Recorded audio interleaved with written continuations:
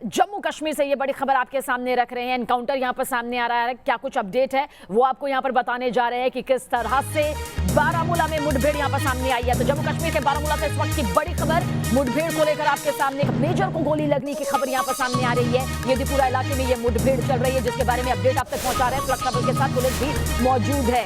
जानकारी के मुताबिक मुठभेड़ के दौरान मेजर को गोली लगी है। सूत्रों के हवाले से इस वक्त की बड़ी खबर, जख्मी मेजर को अस्पताल में इलाज के लिए भर्ती भी करवाया गया है। मेजर को गोली लगने की खबर है। सुरक्षा बलों के साथ पुलिस भी इस वक्त मौजूद है मौके पर। बारामूला में आतंकियों के साथ ये मुठभेड़ जारी है।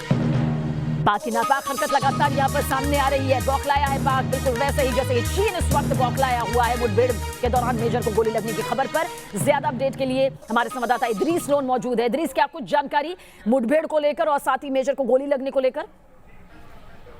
जी बिल्कुल सबीना, मैं आपको बता दूं कि बारामूला का पटन इलाका है जहां पर सिक्योरिटी फोर्सेस को टिप ऑफ मिला था कि 2 से 3 मिलिटेंट हो सकते हैं, जिसके बाद उन्होंने कॉर्डन एंड सर्च ऑपरेशन चलाया और उसी दौरान मिलिटेंट्स ने सिक्योरिटी फोर्सेस पर फायर खोला, जिसमें एक आर्मी मेजर जो है उनको बताया जा रहा है वो जख्मी हुए हैं। उनको हॉस्पिटल शिफ्ट कर लिया गया है। हालांकि आर्मी और पुलिस ने अभी तक ये कॉन्फर्मेशन इस खबर की नहीं दी है, पर दोनों तरफ से फायरिंग लगातार जारी है। इसीलिए ऑपरेशनल डिटेल्स ज्यादा सिक्योरिटी फोर्सेस उस वक्त शेयर नहीं करते। 2 से 3 मिलिटेंट्स छुपे हैं और पूरी कोशिश यही की जा रही है कि जल्द से जल्द इस ऑपरेशन को खत्म किया जाए। शुक्रिया इदरीस जानकारी के लिए आपका। लेकिन हालात पर नजर बनाए रखेगा, आगे भी आपसे अपडेट लेते रहेंगे। तो हमारे संवाददाता इदरीस हमें पूरी जानकारी दे रहे हैं कि किस तरह से जम्मू कश्मीर के बारामूला में ये मुठभेड़ सामने आई है। मेजर को गोली लगने की भी खबर यहाँ पर सामने आई है।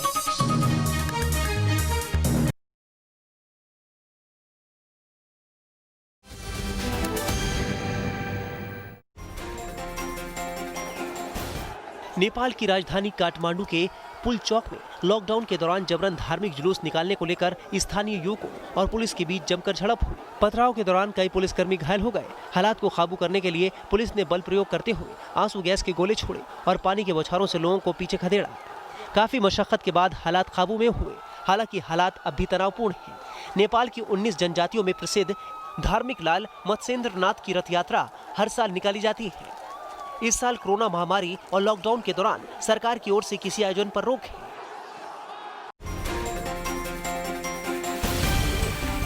ये कोई जंग का मैदान नहीं है जहां बमों की बारिश हो रही हो या किसी युद्धाभ्यास की तस्वीर भी नहीं, बल्कि ये नक्सलियों की तरफ से लगाए गए बमों को नष्ट किया जा रहा है। देखा आपने बम विस्फोट कर कैसे डिफ्यूज किया गया और उसके बाद कैसे सफेद धुआं ही धुआं छा गया। दरअसल झारखंड के चाईबासा जिले में सुरक्षा बलों ने नक्सलियों की बड़ी साजिश को नाकाम कर दिया। सुरक्षा बलों ने पोड़ाहाट जंगल में सीरीज में लगे 18 केन बम बरामद किए। बताया जा रहा है कि नक्सलियों के निशाने पर सुरक्षा बल के जवान थे। बम बरामद होते ही सभी बमों को विस्फोट कर नष्ट कर दिया गया।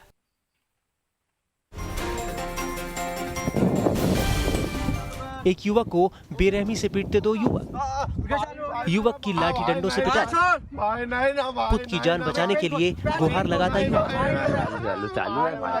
युवक की पिटाई का ये वीडियो छत्तीसगढ़ की राजधानी रायपुर से सामने आया है। ये 2 लोग इस युवक की पिटाई क्यों कर रहे हैं ये साफ नहीं है। हालांकि पुलिस ने आरोपी युवक को गिरफ्तार कर लिया है। वहीं मध्य प्रदेश के इंदौर में मामूली विवाद में 20 सड़क पर डॉक्टर और स्वास्थ्य कर्मियों की पिटाई कर दी गई। घटना पंडरीनाथ थाना इलाके के नंदलालपुर चौराहे की है। यहाँ कोविड ड्यूटी में लगे डॉक्टर और स्वास्थ्य कर्मचारी कार से जा रहे थे। उनकी कार की लोडिंग ऑटो से टक्कर हो गई, जिसके बाद डॉक्टर ब्रजभूषण पटेल समेत स्वास्थ्य कर्मचारी की पिटाई कर दी गई। तस्वीरों में देखा जा सकता है 20 सड़क पर मारपीट हो रही है। फिलहाल पुलिस मामले की जांच कर रही है।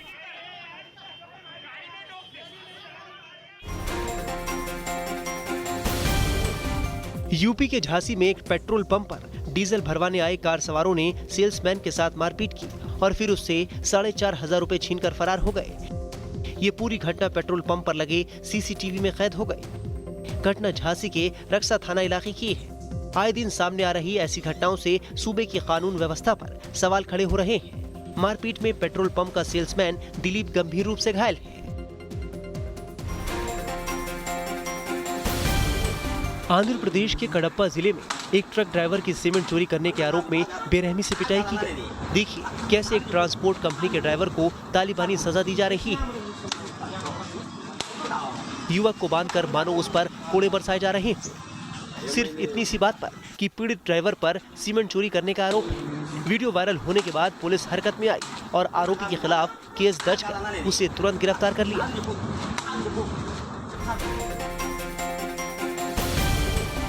अफ्रीकी देश अल्जीरिया से दिल दहला देने वाली तस्वीर सामने आई है। यहाँ रेगिस्तान में घोड़ों की रेस चल रही थी। सैकड़ों घोड़े तेज रफ्तार से दौड़ रहे थे। हॉर्स रेस देखने के लिए लोग भी मौजूद थे। इस दौरान रेस लेन में अचानक पुलिस की गाड़ी आ गई, जिससे कई घोड़े गाड़ी से टकराकर गिर गए। इंसानी चूक की वजह से कई बेजुबान गाड़ी से टकराकर हवा में उछल गए। हादसे में कई घोड़े गंभीर रूप से घायल हो गए, जिन्हें आनन फानन में अस्पताल पहुंचाया गया।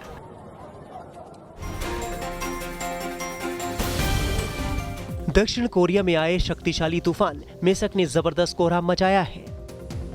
बेकाबू समंदर की लहरें और भारी बारिश की वजह से कई रिहायशी इलाकों में सैलाब आ गया है, जिसमें एक शख्स की मौत हो गई।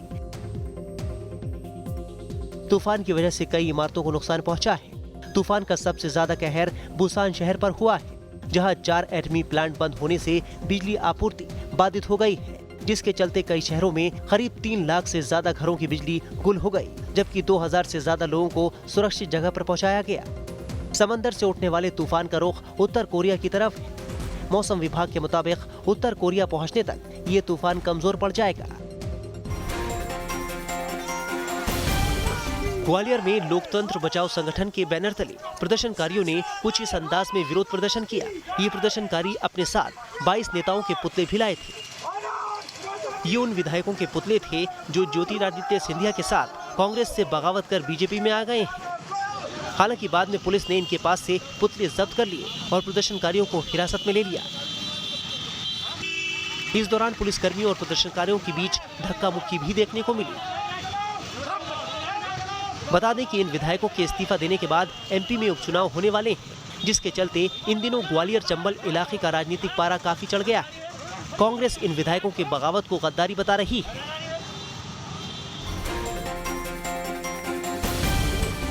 पश्चिम बंगाल के दिनाजपुर में बीजेपी कार्यकर्ता अरूप कुमार राय की पुलिस हिरासत में मौत का मामला गर्माता जा रहा है। मृतक के घर वाले सड़क पर बैठ गए और रास्ता जाम कर दिया। मृतक अरूप कुमार की मां का रो रो कर बुरा हाल है। उनका कहना है कि उनके बेटे के साथ ऐसा जानबूझकर किया गया। फिलहाल बीजेपी कार्यकर्ता की पुलिस हिरासत में मौत के मामले का तूल पकड़ना तय है। वहीं पश्चिम बंगाल के जगदल में बीजेपी सांसद अर्जुन सिंह को निशाना बनाकर बमों से हमला हुआ। तस्वीरों में देख सकते हैं कि कैसे उनके घर को निशाना बनाकर बदमाशों ने बम फेंके। हमले की तस्वीर घर के बाहर लगी कैमरे में कैद हो गई। अर्जुन सिंह ने इस हमले के पीछे टीएमसी कार्यकर्ताओं का हाथ बताया है।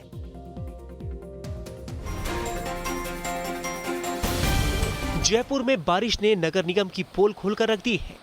शहर में जगह जगह पानी भरा है। नाले बंद होने और जगह जगह कचरा जमा होने की वजह से पानी की निकासी नहीं हो पा रही है, जिसकी वजह से जयपुर शहर का इन दिनों बुरा हाल है। नगर निगम के लिए हर साल करोड़ों का बजट पास होता है, लेकिन ताज्जुब की बात है कि वो खर्च नहीं हो पाता, जिसके चलते जयपुर के लोगों को हर साल खासतौर से बारिश के मौसम में परेशानी का सामना करना पड़ता है। जयपुर नगर निगम का 2019-20 का बजट 1860 करोड़ रुपए है, जो अब तक का सबसे ज्यादा है। शहर की सूरत बदलने के लिए जयपुर नगर निगम को 2 हिस्सों में बांटा गया, यानी हेरिटेज नगर निगम और ग्रेटर नगर निगम, लेकिन इन तमाम कोशिशों के बावजूद हालात नहीं बदले।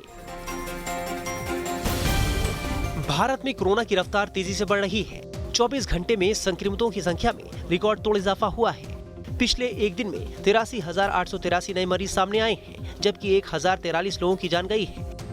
वहीं देश में कोरोना संक्रमितों की संख्या 39 लाख के करीब पहुंच गई है। कोरोना से अब तक करीब 68,000 लोगों की मौत हो चुकी है, जबकि 29,70,000 से ज्यादा मरीज ठीक हो चुके हैं। दिल्ली में 2 महीने बाद कोरोना के सबसे ज्यादा मामले दर्ज किए गए हैं। यहाँ एक दिन में रिकॉर्ड तोड़ 2,737 नए मामले सामने आए हैं, जबकि 24 घंटे में 19 लोगों की मौत हुई है। वहीं महाराष्ट्र में कोरोना की रफ्तार नहीं थम रही है। 24 घंटे में 18,105 नए मरीज सामने आए हैं, जबकि 391 लोगों की जान गई है। मूरथल में ढाबे पर मिले 65 कर्मचारी संक्रमित। लॉकडाउन के बाद अनलॉक के तहत ढाबों को खुलने की इजाजत दी गई। तब मूरथल ढाबे पर उमड़ी इस भीड़ ने काफी डराया था। यहाँ खाना खाने आए लोगों को न सोशल डिस्टेंसिंग की परवाह नजर आई और न मास्क पहनने की जरूरत। इसका नतीजा सामने आने लगा है। मूरथल के इस मशहूर ढाबे पर काम करने वाले 65 कर्मचारियों में कोरोना संक्रमण की पुष्टि हुई है, जिसके बाद यहाँ खाना खाने के शौकीनों से लेकर प्रशासन तक में हड़कंप मचा हुआ है। खास बात यह है कि इन कर्मचारियों में से ज्यादातर को कोरोना के कोई लक्षण दिखाई नहीं दे रहे थे, जिसके बाद प्रशासन ने इन सबको होम क्वारंटीन कर दिया है। दरअसल इस इलाके में कई ढाबे हैं जिनके शौकीन दिल्ली एनसीआर बाशिंदे ही नहीं बल्कि बड़ी बड़ी हस्तियां और सेलिब्रिटी भी हैं। इस इलाके में आने वाले लोगों की तादाद को देखते हुए प्रशासन ने एहतियातन कोरोना टेस्ट ड्राइव चलाई थी, जिसमें इतनी बड़ी तादाद में कोरोना संक्रमितों का खुलासा हुआ। यूपी में कोरोना के बढ़ते मामलों को देखते हुए पुलिस सख्ती के साथ गाइडलाइन का पालन कराती दिख रही है।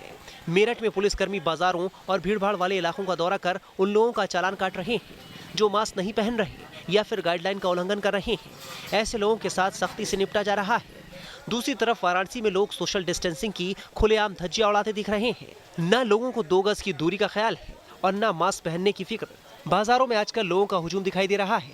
जाहिर है ऐसे में जरूरत इस बात की है कि नियमों को सख्ती से लागू किया जाए और लोग भी उसका ठीक से पालन करें ताकि कोरोना के खिलाफ जंग जीती जा सके। दिल्ली के संसद मार्ग पर मौजूद नीति आयोग की बिल्डिंग में तेज रफ्तार क्लस्टर बस लोहे की ग्रिल तोड़ते हुए दीवार से जा टकराई। घटना बीती रात 11:25 की है। बस की रफ्तार इतनी तेज थी कि सड़क पर बस के टायर के निशान पड़ गए। ये बस संसद मार्ग से रफी मार्ग की तरफ जा रही थी। बस अचानक से बेकाबू हो गई और घुमावदार सड़क से सटे डिवाइडर को तोड़ते हुए नीति आयोग की दीवार में जा घुसी। गनीमत रहा कि बस में कोई यात्री मौजूद नहीं था। हादसे के वक्त बस में ड्राइवर के अलावा एक मार्शल भी मौजूद था। दोनों सुरक्षित हैं।